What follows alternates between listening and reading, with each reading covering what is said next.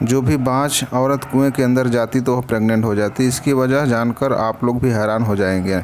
ना बाबा ना मैं तो यह काम नहीं करूँगी। मुझे तो पानी से बहुत डर लगता है। अब भला संतान के खातिर कुएं में कौन उतरता है। जिसे भगवान ने संतान देनी होती है वैसे ही उसे दे देता है। मुझे पूरा भरोसा है कि भगवान मेरी गोद जरूर हरी करेगा, इसलिए मुझे यह सब करने की कोई ज़रूरत नहीं है। मेरी भाभी ने तो माँ की बात सुनते ही मना कर दिया था। उनके चेहरे से डर साफ दिखाई दे रहा था। मेरी माँ के माथे पर बल पड़ गए थे। वह कहने लगी कि क्या हो जाएगा अगर तुम कुएं में उतर गई तो? मर तो नहीं जाओगी ना? तुमने खुद अपनी आँखों से देखा है कि हमारी पड़ोसन सीमा की बहू पिछले 5 सालों से उसके संतान नहीं हो रही थी। अब जब वह कुएं के अंदर गई तो भगवान ने उसे 3 बेटे दे दिए। लेकिन भाभी ने अभी नहीं, मैं अपना सर हिला दिया। वह कहने लगी इसमें कुएं का कोई कमाल नहीं है, बल्कि भगवान ने ही उसे लड़की की किस्मत में संतान का सुख लिखा होगा, तभी तो उसे 3-3 बेटे देती है। भाभी की बात सुनकर माँ का सर पर चढ़ गया। वह कहने लगी इन चीज़ों में भगवान की कोई कृपा होती है। तुम जैसे नास्तिक लोग क्या समझोगे? मुझे पता है जो लड़कियां शहर से शादी कर कर आती है वह तो गांव वालों को बेवकूफ़ समझते हैं। तुम भी अपने दिल में यही सोच रही होगी कि तुम्हारी सास को क्या पता है, यह तो यूं ही बातें कर बनाती है, मगर ऐसा नहीं है। इन चीज़ों में भगवान का खास आशीर्वाद होता है, भगवान की खास नज़र होती है। अगर मैं तुम्हें सच बताऊं तो मेरा तो बिल्कुल भी दिल नहीं था कि मैं अपनी बहू शहर से लेकर आऊँ। मैं तो गाँव के अपने जैसे ही सीधी सादी लड़की को अपना बहू बनाना चाहती थी, मगर क्या करूँ, जब मेरी दोस्त ने मेरे सामने अपने हाथ जोड़ दिए तो मुझे मजबूरी में तुम्हें अपनी बहू बनाना पड़ गया। मगर तुम किसी खुश फैमिली में मत रहना कि तुम मेरे दोस्त की बेटी हो तो मैं तुमसे कुछ नहीं कहूँगी। तुम्हारी शादी को 1.5 साल हो गया है। अगर तुम मुझे अभी पोता नहीं दे पाई तो मैं तुम्हें यहाँ से चला कर दूँगी और अपने बेटे के लिए गांव के ही कोई सीधी सादी लड़की लेकर आऊँगी। मेरे बेटे को रिश्ते की कोई कमी नहीं है। मन इतना कहकर अपने पैर पर पटकती हुई कमरे से बाहर निकल गई थी। भाभी की आंखें आंसुओं से भर गई थी। मुझे उनकी तरफ देखकर बहुत ज़्यादा दुख हो रहा था। वह बहुत सीधी सादी और मासूम सी लड़की थी, मगर मेरी माँ सुबह शाम उन्हें ताने देती और कोसती रहती थी, जिसकी वजह सिर्फ यही थी कि वह शहर से आई थी जबकि हम लोग गांव के रहने वाले थे। शाम में जब भाई अपने काम से वापस आए तो माँ ने भाभी को डराने के लिए उनसे भी कह दिया, विष्णु तुम दोनों पति पत्नी के पास बस 2 महीने का ही समय है। अगर तुमने इतने समय में मुझे खुशखबरी दे दी तो ठीक है, वरना तो फिर मैं तुम्हारी दूसरी शादी करवा दूंगी। माँ की यह बात सुनकर विष्णु भाई बहुत ज़्यादा परेशान हो गए। वह कहने लगे, माँ आप कैसी बातें कर रही हैं? मेरी पत्नी भूमि में किसी चीज़ की कोई कमी नहीं है। भगवान की कृपा से बहुत ज़्यादा खूबसूरत और पढ़ी लिखी है, समझदार है। उसने हमारे पूरे घर को संभाला हुआ है और अब आप मेरी दूसरी शादी बीच में कहाँ से लेकर आ गई। मन कहने लगी कि समझदार तो गांव की लड़कियां भी होती है, लेकिन मुझे सिर्फ अपने पोते से मतलब है। अपने बाद तुम यह ज़मीन जायदाद किसके नाम पर छोड़ जाओगे? कोई तो तुम्हारा नाम लेने वाला होना चाहिए। मुझे तो हर हाल में पोता ही चाहिए। मैं कुछ नहीं जानती। माँ की बात सुनकर भाई चुप ही रहे। मन अचानक से भाई का हाथ उठाकर अपने सर पर रख दिया और कहने लगी, मुझे मेरी कसम है विष्णु, अगर मुझे 2 महीने के अंदर अंदर पोते की खुशखबरी नहीं मिली तो मैं तुम्हारी दूसरी शादी कर दूंगी और तो मेरी बात से इनकार नहीं करेगा। माँ की यह बात सुनकर भाई के चेहरे का रंग उड़ गया, मगर उन्होंने अपने आप पर कंट्रोल कर लिया और मन से कहा कि ठीक है, मैं वादा करता हूँ अगर मैं आपको खुशखबरी ना दे पाया तो आप मेरी दूसरी शादी कर दीजिएगा।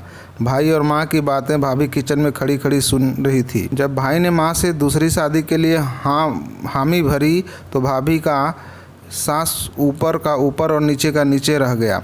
उनकी आंखों से आंसू गिरने लगे थे। मैंने अपनी भाभी को तसल्ली दी और उनसे कहने लगी, क्या फ़िक्र ना करें, भाई ने तो सिर्फ माँ का दिल रखने के लिए यह सब कुछ कह दिया होगा। भाई ऐसा कुछ नहीं करने वाले। लेकिन भाभी के आंसू रुकने का नाम नहीं ले रहे थे। वह कहने लगी, कोई भी इतनी बड़ी बात ऐसे ही मजाक में नहीं करता। तुम भगवान से प्रार्थना करो कि वह मुझे भी संतान दे दे। मैंने कहा, भाभी तुम फिक्र मत करो, सब ठीक हो जाएगा। भाभी खामोशी से अपने कमरे में चली गई। फिर वह रात के खाने के लिए भी अपने कमरे से बाहर नहीं आई। भाई एक ट्रेन में भाभी के लिए खाना अपने कमरे में ही लेकर चले गए, लेकिन भाभी ने खाना नहीं खाया था। सुबह को भी वह कमरे से नहीं निकली। भाई भी बहुत ज़्यादा परेशान लग रहे थे। जाहिर सी बात है उन्होंने अपने कमरे में अपनी पत्नी को मनाने की कोशिश की होगी, मगर वह मानने के लिए तैयार नहीं होगी। बात ही कुछ ऐसी थी कि वह कैसे मान जाती। भाई भी खाना खाए बगैर ही अपने काम पर चले गए थे। यह बात माँ को बहुत बुरी लगी थी। जैसे ही भाई घर से अपने काम के लिए निकले, माँ आंगन में पड़े तख्त पर आकर बैठ गई और अपना मुंह भाभी के कमरे की तरफ कर लिया। माँ ऊंची ऊंची आवाज़ में कह रही थी कि कोई भी लड़का यूं ही किसी लड़की के पीछे नहीं आता।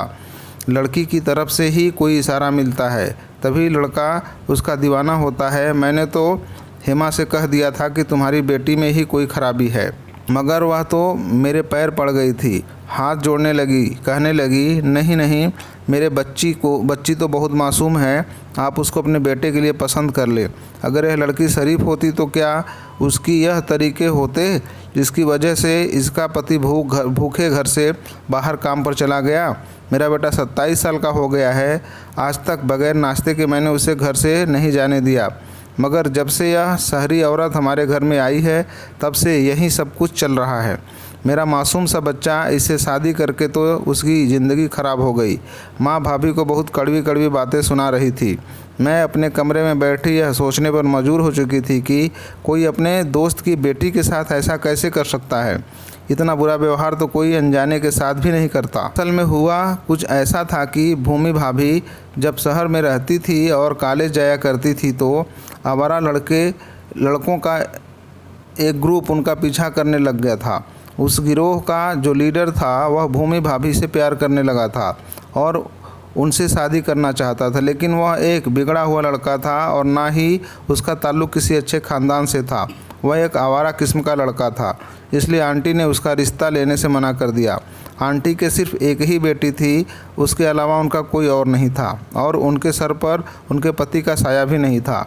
इन आवारा और गुंडे लड़कों से ने तो साफ साफ कह दिया था कि अगर भूमि की शादी उसके साथ नहीं हुई तो वह भूमि को उठा कर ले जाएंगे। उन गुंडों की यह बात सुनकर आंटी के तो होश उड़ गए थे।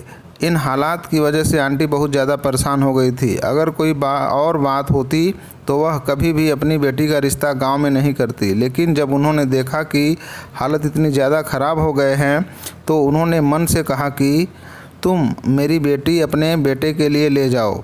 पहले तो यह बात सुनकर माँ बहुत ज़्यादा खुश हुई थी।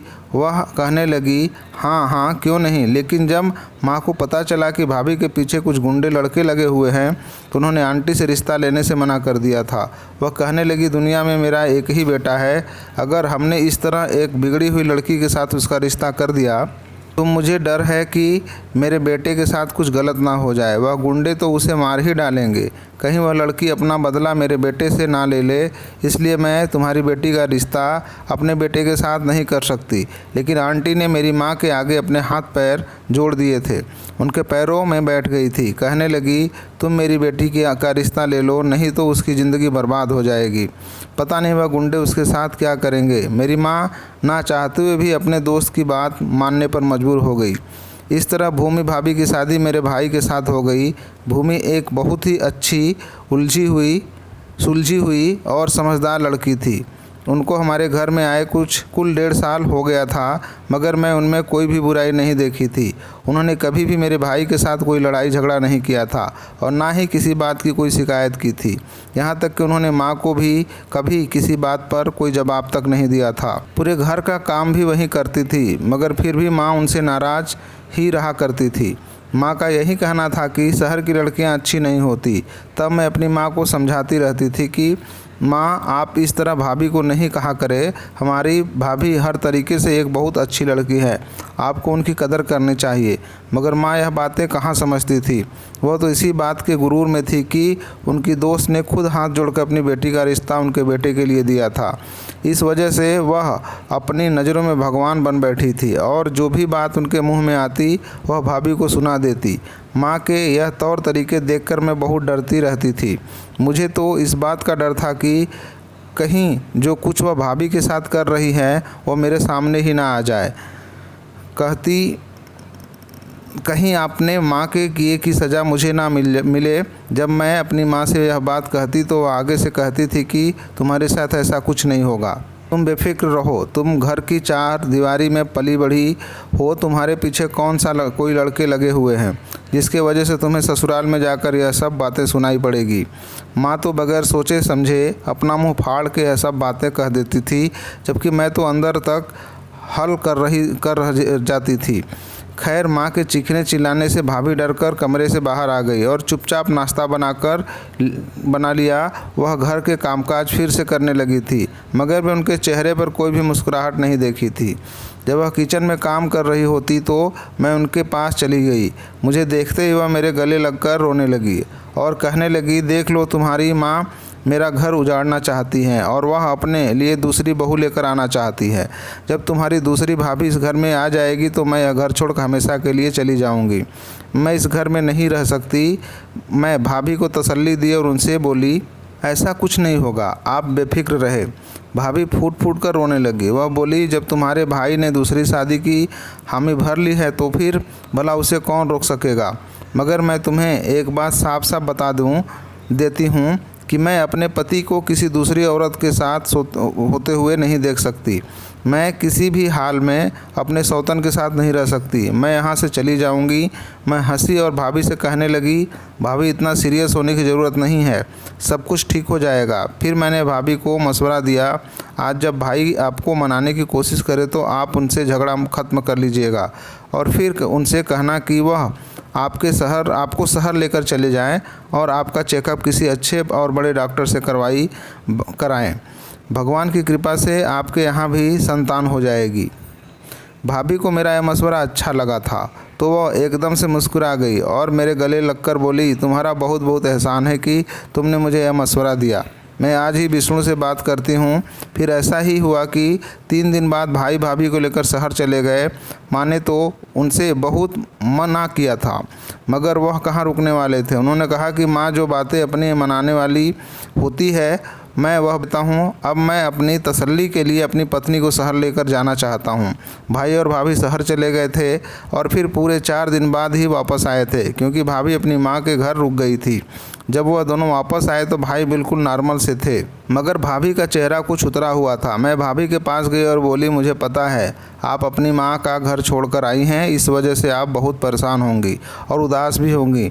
आपका दिल अपनी माँ का घर छोड़कर आने का नहीं कर रहा होगा, मगर आप फिक्र ना करें, मैं आपका दिल बहलाने की पूरी कोशिश करूँगी। भाभी की आंखों में एकदम आंसू आ गए। वह कहने लगी, नहीं, यह बात नहीं है, मेरी परेशानी की वजह कुछ और ही है। मैं बोली, अच्छा क्या बात है। मुझे इस बात की उम्मीद नहीं थी कि भाभी मुझे कोई ऐसी बात बताएगी कि मेरे सर पर क़यामत टूट पड़ेगी। भाभी ने रोते हुए मुझे बताया कि वह बंद है। डॉक्टर ने उनसे कहा है कि वह कभी भी संतान को जन्म नहीं दे सकेगी। उनकी बात सुनकर मैं हैरान हो गई। मैं भाभी से कहने लगी कि यह कैसे हो सकता है। भाभी कहने लगी, मुझे तो खुद नहीं पता मेरे साथ क्या हो गया है।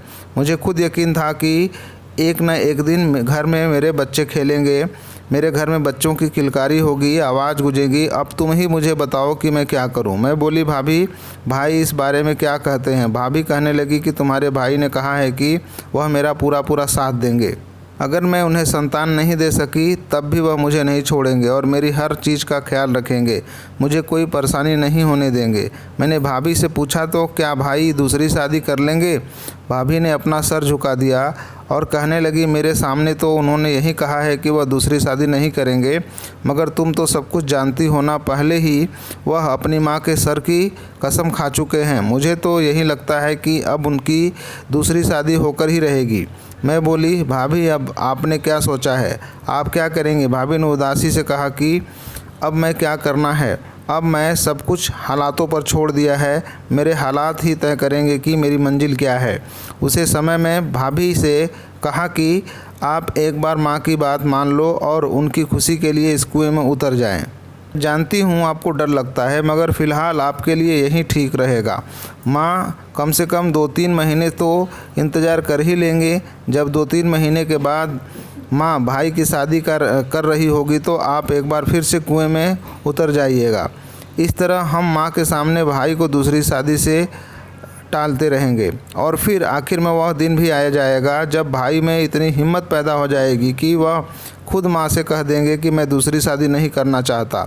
भाभी कुछ सोचकर बोली कि तुम ठीक कह रही हो, मगर मुझे अपनी से बहुत डर लगता है। मैं बोली, भाभी आप अपने डर को छोड़ दें, अपने पति को खोने से तो बेहतर है कि आप एक बार कुएं में उतर जाएं।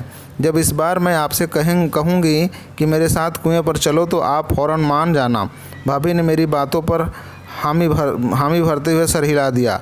मैंने जब भाई से पूछा कि भूमि के बारे में डॉक्टर ने क्या कहा है तो भाई बोला डॉक्टर ने कहा है कि आपकी बहू बिल्कुल ठीक है, उसे किसी तरीके की कोई बीमारी नहीं है और बच्चे पैदा होने में जो देर हो रहा है वह भगवान की तरफ से ही है। माँ कहने लगी, मैं अभी तुम्हारे पास समय है, मेरे साथ कुएं पर चलो। मैं बहुत सी बात औरतों को संतान को जन्म देते हुए देखा है, तुम तो फिर भी पूरे तरीके से ठीक हो, तुम्हें कोई बीमारी भी नहीं है।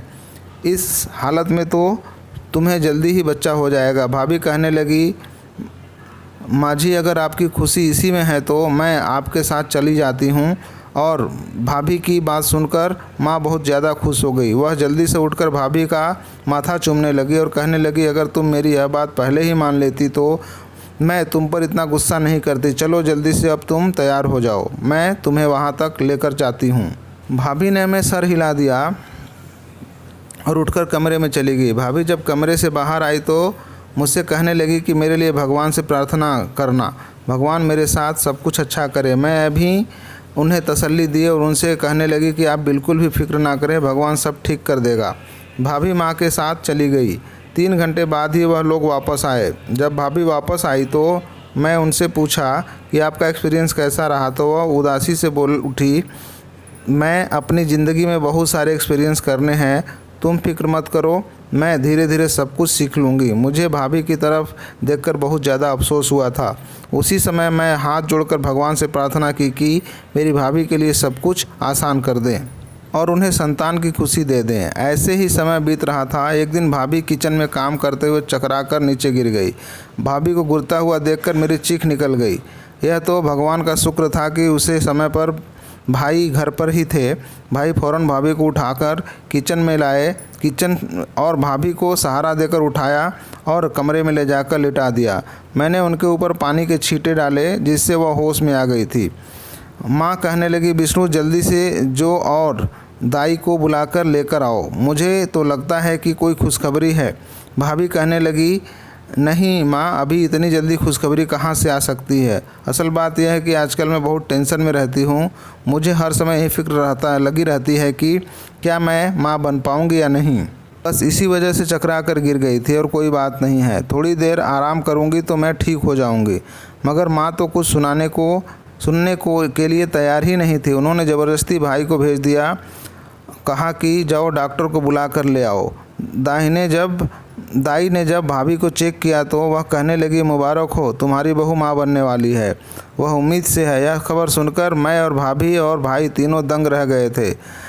जब कि माँ खुशी से फूली नहीं समा रही थी। उन्होंने जल्दी से अपने पर्स से 500 रुपये निकालकर भाई के हाथ में रखे और कहने लगे, जाओ इन पैसों से मिठाई लेकर आओ और मैं पूरे गांव में मिठाई बांटूंगी। भगवान ने मुझे इतने दिनों बाद खुशखबरी दी है। लेकिन भाई ने नहीं में सर हिला दिया और कहने लगे, माँ मुझे आजकल इन दाइयों पर यकीन नहीं है, इसलिए आप इतनी खुशी ना मनाएं। आज के दौर में तो दाई का भरोसा ही नहीं। जब भूमि आपसे कह रही है कि वह माँ बनने वाली नहीं है तो फिर ऐसा ही होगा। अब अगर आप पूरे गांव में मिठाई बांटेंगे तो सब में हमारा मजाक उड़ेगा। माँ को गुस्सा आ गया। वह कहने लगी, विष्णु अगर मुँह अच्छा ना हो तो इंसान को बात ही नहीं करनी चाहिए। भगवान ने आज मुझे खुशखबरी सुनाई है तो तुम यह सब कुछ कहकर मेरी खुशी को मातम में मत बदलो। तुम चुपचाप जाकर मिठाई लेकर आओ।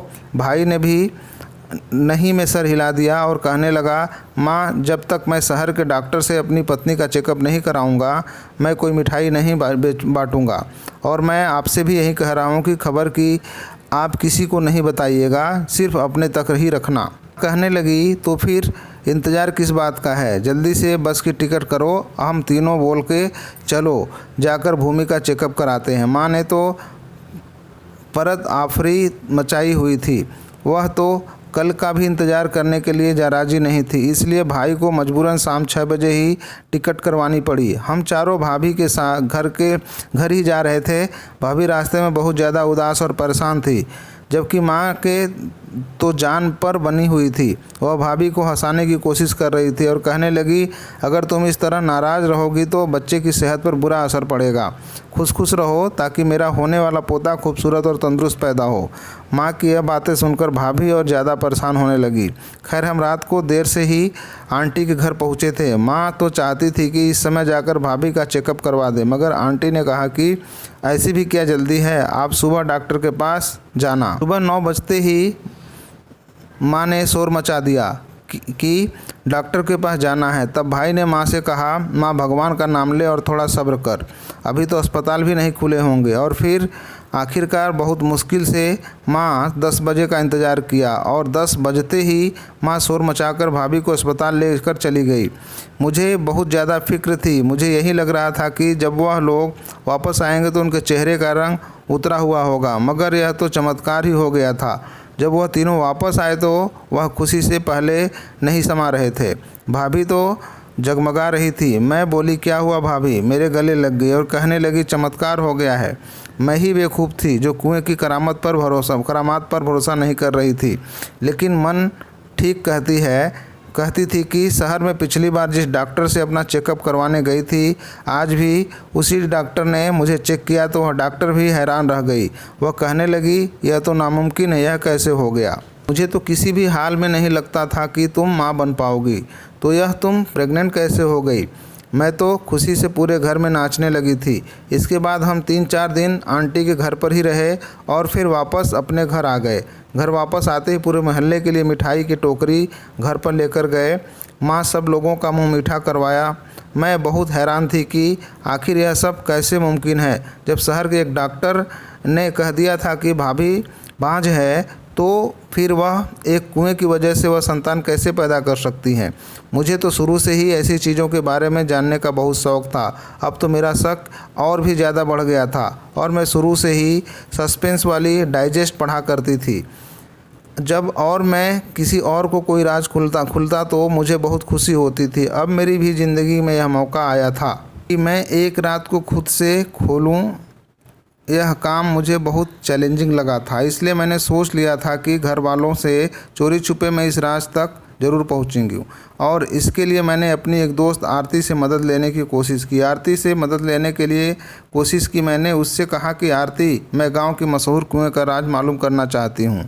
तो वह कहने लगी कि हाँ, मैं भी इसके बारे में जानना चाहती हूँ। बस फिर हम दोनों ने यह फैसला किया कि हम दोनों दोस्त एक दिन भेष बदलकर इस कुएं पर जाएंगे। आरती ने हमें हामी भर ली थी और फिर हम दोनों अगले दिन चादर पहनकर अपने आप को छुपाकर इस कुएं में चली गए।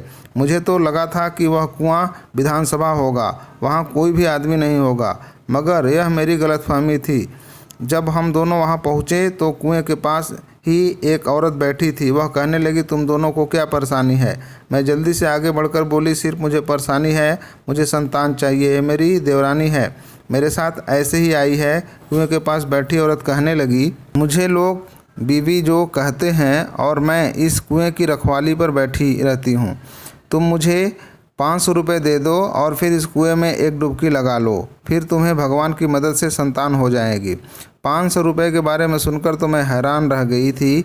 मेरे पास तो इतने पैसे नहीं थे, मगर मेरी दोस्त आरती ने अपने पर्स से 500 रुपये निकालकर उसे औरत को दे दिए और फिर उसे औरत ने मुझे इस कुएं में उतरने की इजाज़त दे दी थी। जब मैं कुएं से बाहर आई तो उसे बीबी जी ने मुझे अपने पास बैठा लिया और अब मेरे हाथ में एक पैकेट रख दिया। वह कहने लगी, यह दवाई तुमने पूरे 1 हफ्ते खाने में मिलाकर खानी है, भगवान की कृपा से तुम्हें संतान हो जाएगी। आरती ने मेरी तरफ सवालिया नज़रों से देखा। मैं भी परेशान थी। मैं सोच रही थी कि हमारे इतने पैसे भी खर्च हो गए, हमारे हाथ यहाँ कोई और राज नहीं है। इसलिए मैं जल्दी से उनसे कहा कि बीबी की मुझे कोई संतान नहीं चाहिए। असल में मैं शहर से आई हूँ और एक रिपोर्टर हूँ। मुझे पता चला था कि यह कुआं बहुत मशहूर है। आप मुझे इस कुएं के रास्ते के बारे में नहीं बताओगी तो मैं आपके पूरे मीडिया में बदनामी कर दूंगी। आप पर धोखाधड़ी का केस भी हो सकती है। पुलिस भी आपको पकड़ कर ले जा सकती है। मेरी ऐसी बातें सुनकर बीबी जी की आंखों में आंसू आ गए। वह कहने लगी, भगवान के लिए मेरे साथ इतना बड़ा जुल्म मत करना। मैं तुम्हें सब कुछ सच सच बता दूंगी। फिर उस औरत ने जो कुछ भी हमें बताया वह बहुत दुख की बात थी। वह औरत हमारे गांव की नहीं बल्कि दूसरे गांव से आई थी। वहाँ पर वही उसका पूरा खानदान रहता था, मगर वहाँ पर बाढ़ आ गई थी और सब कुछ बहा कर ले गई। उसके माता पिता भी उसे बाढ़ में बहा कर लेकर चले गए। सारे रिश्तेदार भी खत्म हो गए और जो उसके घर की ज़मीन थी उसे पर भी गांव के चौधरी लोगों ने कब्जा कर लिया था। उस लड़की के पास रहने के लिए अब कोई ठिकाना नहीं था और ना ही कोई रिश्तेदार बचा था। वह अकेली रह गई थी। वह जगह जगह मारी मारी फिर रही थी और फिर इस तरह वह हमारे गांव में आ गई। मगर यहाँ भी लोगों ने 2 वक्त की रोटी देने के बाद उसे अपने दरवाजे पर आने के लिए बंद कर दिया। वह सर छुपाने के तलाश में इस कुएं तक जा पहुँची थी। यहाँ वह रहने लगी थी, मगर उसे अपना पेट पालने के लिए कुछ खाने की भी ज़रूरत थी। मगर उसके पास पैसे नहीं थी तो फिर वह कहाँ से अपने खाने पीने का इंतजाम करती। वह लड़की एक हकीम खानदान से ताल्लुक़ रखती थी। उसके बाप दादा बहुत ही बड़े और मशहूर हकीम थे। उसने लोगों को पहले अपनी दवाई देकर कमाना चाहा, मगर लोगों ने इसकी तरफ कोई ख़ास तवज्जो नहीं दी। तब उसने सोचा क्यों ना वह इस गांव के कुएं के बारे में यह बात उड़ा दे कि जो भी बांझ औरत इस कुएं में उतरेगी वह संतान वाली हो जाएगी। और फिर उसने इस कुएं को करामाती कहकर लोगों को अपनी तरफ ध्यान देने पर मजबूर कर दिया। और फिर यही हुआ। उसने पूरे गांव में मशहूर कर दिया कि इस कुएं पर भगवान का आशीर्वाद है और जो भी औरत इसमें डुबकी लगाएगी वह प्रेग्नेंट हो जाएगी। फिर जब कोई औरत इस कुएं में डुबकी लगाने आती, यह उसे अपने हाथ की बनी हुई दवाई खाने के लिए दे देती। दरअसल वह जड़ी बूटियाँ थी जिससे औरत के अंदर की तमाम बीमारियां खत्म हो जाती और उसके शरीर के सारी बीमारियों का इलाज हो जाता। इंसान तो प्रार्थना कर सकता है, दवा कर सकता है, लेकिन असर तो भगवान को ही करना है। फिर यूं ही हुआ कि बेबी जी के हाथ में भगवान ने करामात रख दी। वह जिसको भी वह जड़ी बूटियां वाली दवाई देती उसके यहाँ संतान हो जाती और लोग यही समझते रहे कि इसमें कुएं का कोई करिश्मा है। अब वह लोग भी बीबी के पास आने लगे थे जो हकीम का सुनकर कभी नहीं आते थे। इस तरह बीबी मेहनत कर कर अपना गुजारा कर रही थी। उसने बहुत सी औरतों की मदद की थी। मैं जब उनकी सारी बात सुनी तो उनसे बोली कि बेबी जी आप फिक्र ना करें, हम आपका राज ही रखेंगे। आपका यह राज कभी कोई नहीं जान सकेगा। उसने हमारा शुक्रिया अदा किया और हम दोनों वापस घर आ गई थी। हम यह सोचने पर मजबूर हो गई थी कि ऐसे इस औरत ने कितनी खूबसूरती के साथ गांव की औरतों की बीमारियों को ठीक कर दिया था और अपनी रोजी रोटी का इंतजाम भी कर लिया था। इस औरत की वजह से मेरी भाभी तलाक से बच गई थी। आप तो मैं हर औरत को यही मशवरा देती हूँ कि वह भी इस कुएं के पास जाए, क्योंकि इस कुएं में भगवान का आशीर्वाद है। मेरी बातें सुनकर मेरी माँ भी हंस देती और कहती, देखा ना, तो मेरी बात मान गई। माँ की बात सुनकर मैं खामोश हो जाती, क्योंकि मैंने कोई बात बगैर सच्चाई जान नहीं मानी थी। मुझे तो इस कुएं का राज मालूम हो चुका था और मैं नहीं चाहती थी कि यह राज किसी और को मालूम हो जाए, लेकिन क्योंकि मुझे डर था कि वह बीबी जी की रोजी रोटी बंद ना हो जाए और बाकी औरतों की भी बीमारियां ठीक होनी बंद ना हो जाए। सच बात यह है, भगवान हर किसी की मदद करता है, बस नीयत सच्ची होनी चाहिए। धन्यवाद दोस्तों। यदि यह कहानी सही लगी हो तो मेरे चैनल को लाइक और सब्सक्राइब करें।